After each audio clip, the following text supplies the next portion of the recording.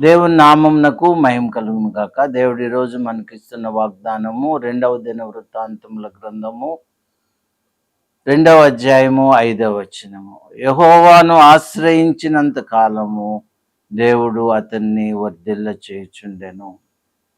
ఈ వాక్యము రాజైన ఉజ్జయాని గురించి వ్రాయబడింది. రాజైన ఉజ్జయ దేవుని ఆశ్రయించాడు. ఉజ్జయాన్ని దేవుడు వర్ధిల్ల చేస్తూ వచ్చాడు. ఎప్పటి వరకంటే ఆయన ఆశ్రయించినంత కాలం. ఇదే వాగ్దానం దేవుడు మనకు అనుగ్రహిస్తున్నాడు. మనము దేవుని ఆశ్రయించి ఆయన్ని వెంబడించి ఆయన హత్తుకొని ఉన్నట్లయితే దేవుడు నిత్యము మనల్ని వర్ధిల్ల చేస్తూ ఉంటాడు. నిత్యము మనల్ని ఆశీర్వదిస్తూ ఉంటాడు. దావీదును అదే విధముగా ఆశీర్వదించాడు. కానీ ఉజ్జయ విషయంలో అలా జరగలేదు. అందువలన దేవుని వాక్యం అనుసరించి మనము దేవుని నిత్యము ఆశ్రయిద్దాము.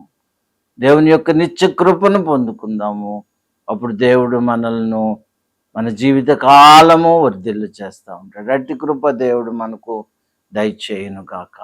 దేవా నీకు వందనాలు ప్రభువా. దేవా మమ్మల్ని నిత్యము ఆశీర్వదించులాగున మేము మిమ్మల్ని హత్తుకొని మిమ్మల్ని వెంబడించి మీ ఆజ్ఞలు గైకొనుటకు సహాయం చేయమని యేసు నామమున ప్రార్థిస్తున్నాం తండ్రి. ఆమేన్.